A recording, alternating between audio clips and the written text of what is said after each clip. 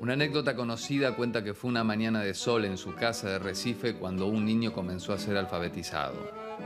Con una ramita, su padre empezó a trazar en la tierra las palabras que hasta entonces su hijo solo pronunciaba y que formaban parte de su mundo. Este niño luego se convertiría en el alfabetizador más importante del Brasil y, por sobre todo, en uno de los pedagogos más relevantes de todos los tiempos. Es indudable que la anécdota ilustra con simpleza y con claridad la esencia de su pensamiento pedagógico. Paulo Freire nació el 19 de septiembre de 1929 en Recife, capital del estado de Pernambuco, una de las zonas más pobres de Brasil. En su juventud estudió Derecho en la Universidad de Recife, profesión que abandonaría al poco tiempo para dedicarse a dictar clases de portugués en escuela secundaria, y comenzando así su trayecto en el campo educativo.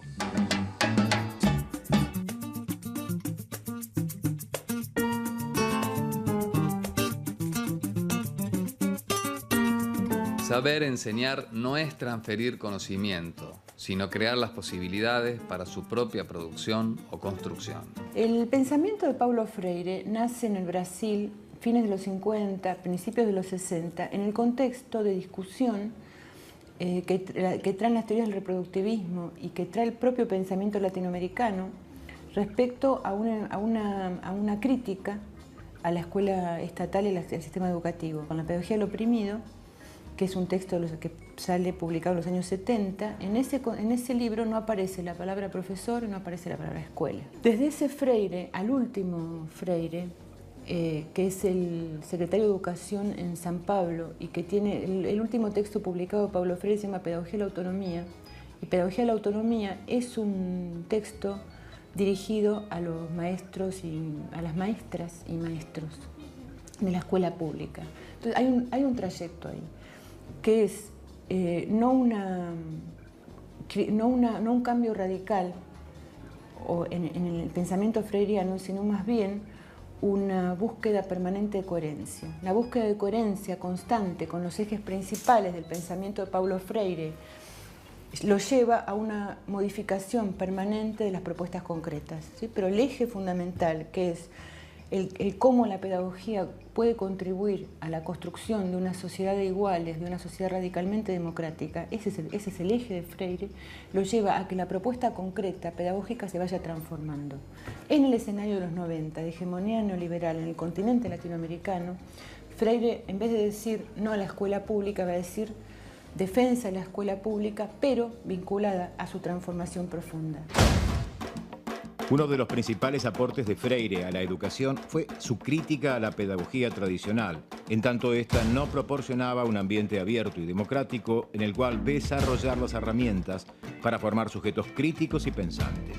E foi exatamente a partir de aí que eu hice a crítica a lo que yo llamé de educación bancaria. La educación bancaria es básicamente una crítica a la pedagogía autoritaria. Una pedagogía centrada en la figura del maestro y no centrada en la figura del alumno. Una pedagogía donde los contenidos eran impartidos de manera directa desde arriba hacia abajo.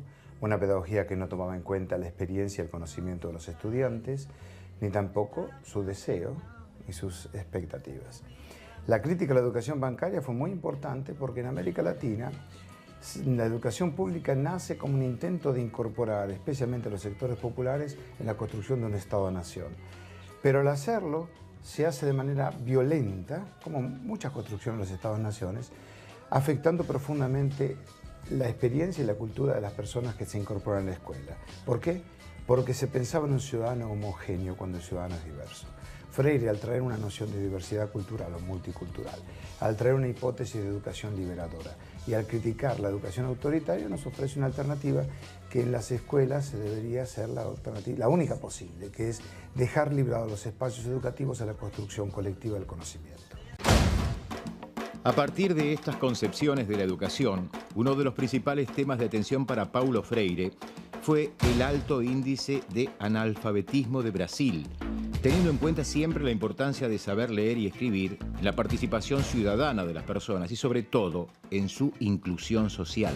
El de Freire no era un método rígido para aprender a leer y a escribir, sino que se enmarcaba en una pedagogía que buscaba la inserción crítica de las personas en el mundo, a partir de la toma de conciencia de la realidad que los rodea. Por eso, si bien su experiencia fue con adultos, sus ideas en torno a este tema tienen que ver con una concepción de la alfabetización y, en última instancia, de la educación más general. Para mí, un aspecto profundamente innovador de las ideas de Freire es el hecho de que empezamos a leer mucho antes de concurrir a la escuela y de tomar contacto con la palabra escrita. Freire dice, los seres humanos leemos la realidad desde que nacemos. Con esto significa que empezamos a construir representaciones de los hechos, de los acontecimientos. Y esas representaciones no solo indican cómo interpretamos el mundo, sino que incide fuertemente en cómo vamos a actuar sobre él. La pregunta que podríamos hacernos en este caso es, si leemos la realidad, en el sentido, si conocemos la realidad por el mero hecho de vivir, ¿para qué o por qué es necesaria la educación escolar? Y acá viene otra idea central de Freire. Lo que él nos plantea es que esa primer lectura de la realidad natural, de la realidad social, de la propia realidad personal, es una lectura ingenua, una lectura que se queda en la superficie de los hechos. Y precisamente lo que debe hacer la escuela, en todos sus niveles y en todas sus modalidades, es partir de esta lectura ingenua y provocar su reconstrucción, convertirla en una lectura crítica. En la década del 60, Freire fue nombrado director del Departamento de Extensión Cultural de la Universidad de Recife y tuvo la primera oportunidad de aplicar de manera significativa sus teorías cuando alfabetizó a 300 trabajadores en tan solo 45 días. En respuesta a este experimento, el gobierno brasileño aprobó la creación de miles de círculos culturales en todo el país. El punto de partida de la educación está en el contexto cultural, ideológico, político, social de los educandos. No importa que esté este contexto echado a perder. Una de las tareas del educador es rehacer esto. Freire diría, lo que llamamos desastres naturales, inundaciones, por ejemplo, de hecho sí son provocados por la naturaleza, pero las consecuencias de esos desastres naturales no son naturales, sino creados por el propio hombre, porque a quienes más afectan es siempre a los sectores más postergados de la sociedad. Este es el tipo de cosas que la escuela puede y debe retomar a lo largo de todo el proceso. Y básicamente referido a la alfabetización, Freire dice, si nosotros enseñamos a leer y escribir, no con palabras arbitrarias, sino con las palabras que reflejan la experiencia real y cotidiana, la experiencia concreta de los alumnos, lo que lograremos entonces es precisamente esta relectura de la realidad, esta posibilidad de comprender, por ejemplo, como también lo señala Freire, que el mundo social no nos es dado, sino que es una construcción humana. Y si percibimos que hoy vivimos en un mundo de desigualdad y de injusticia, esto, a través de la propia acción de los hombres, puede ser transformado básicamente. En 1964, tras el golpe de Estado, Freire tuvo que exiliarse debido a sus ideas innovadoras y profundamente comprometidas acerca de la educación. Aquel año, Paulo Freire publicó Educación como práctica de la libertad, y fue a partir de la repercusión de este libro que se le ofreció el puesto de profesor visitante en la Universidad de Harvard.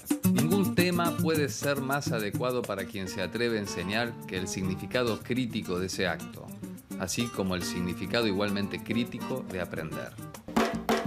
Luego, durante la década del 70, Freire brindó asesoramiento educativo a varios países de África que estaban atravesando su proceso de independencia y tuvo una participación significativa en Guinea-Bissau. Yo diría que una idea central es anunciar o denunciar el carácter político, ideológico de la acción educativa.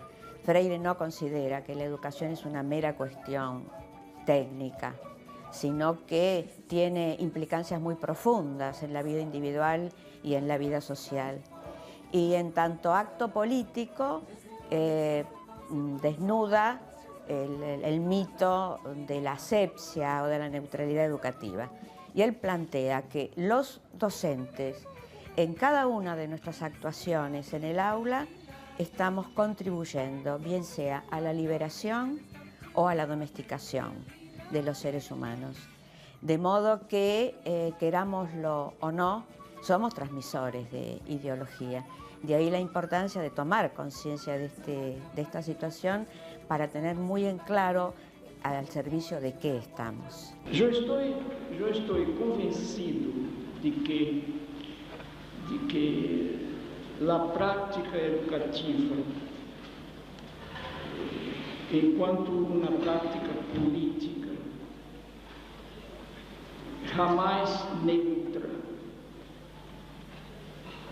que hace con que el educador o la educadora sea un político o una política.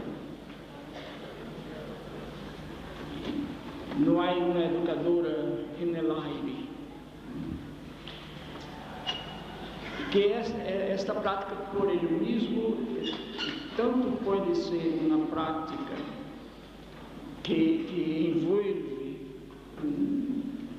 un sueño de liberación, como puede ser una práctica que trabaja consciente o inconscientemente por una inmovilización de la historia y, por lo tanto, por la adaptación de los educandos al contexto, en lugar de invitarlos a transformar el contexto. En los 80, Paulo Freire regresó a su país natal después de 16 años de exilio. Durante un tiempo se dedicó a escribir acerca de sus reflexiones como pedagogo, después de tantos años de experiencia. Asimismo, participó en la creación del Partido de los Trabajadores. A finales de esa década, en 1989, Freire asumió como secretario de Educación de San Pablo, el municipio con el sistema educativo más grande de América Latina, cargo desde el cual pudo intervenir en la realidad educativa a partir de sus ideas y sus prácticas pedagógicas. La cuestión central que se nos plantea a nosotros, educadoras y educadores, es la de cómo hacer para, partiendo del contexto histórico y tomando distancia de nuestra práctica, desentrañar de ella su propio saber. Los obstáculos epistemológicos, ideológicos, políticos que la práctica plantea. Y ahí entonces el análisis teórico se da a partir de la comprensión del desnudamiento que se hace de la práctica misma. Freire supera la dicotomía porque él es un pensador dialéctico. Entonces no procura integrar teoría y práctica, sino que respeta la unidad intrínseca que hay entre teoría y práctica. Con esto quiero decir que lo que nos ha legado es una sólida conceptualización sobre la cuestión educativa, pero que no se queda en el plano especulativo, sino que desemboca en una propuesta pedagógico-didáctica. Me parece a mí que esa vinculación teoría-práctica está vinculado al pensamiento de Freire en lo político-pedagógico. Ahora bien, desde esa perspectiva voy a responder viendo lo que pasó en la única experiencia en la vida de Paulo Freire donde él tuvo que aceptar, como siendo miembro fundador del Partido de los Trabajadores en Brasil, ser secretario de Educación en la Municipalidad de Sao Paulo entre 1989 y tenía que terminar en 92, terminó en 91 él y continuó su equipo hasta el 92. Democratizar la escuela. Y para eso trataron de crear un modelo por el cual los niños y las niñas, las familias, la gente que trabajaba en la escuela, el personal de maestranza, hasta el personal de cocina, hasta los profesores y profesoras, escogían el director de la escuela. Esto tenía muy pocos requisitos, que el director de la escuela tuviera 2 años de antigüedad, etc.